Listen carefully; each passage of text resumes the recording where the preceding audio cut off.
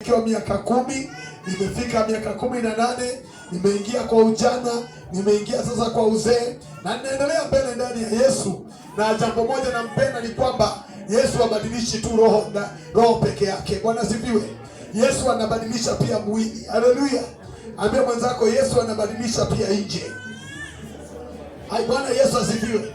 Mwambie Yesu anabadilisha pia nje.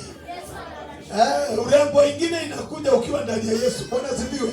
Watu walio ndani ya Yesu wananga madundundu. Bwana sifiwe.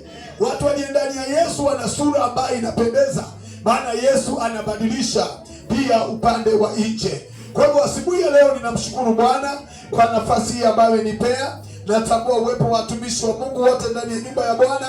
Na ndugu yangu pale, hata kama hujapata nafasi, labda kabla tumalize utatusalimia.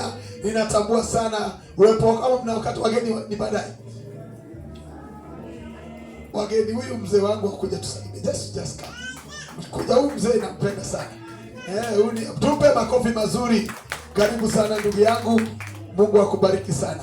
Salimia kanisa la Bwana. Bwana Yesu asifiwe. Bwana Yesu asifiwe tena. Sijui ni kitu gani mbaya. Mjakula. Mimi nafikiri mnanijua. Paul Ogutu.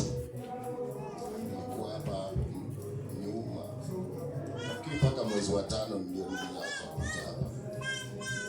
Si mnanijua nyote. Nimekuja anajua. Hadi salamia kwa mkono hivi.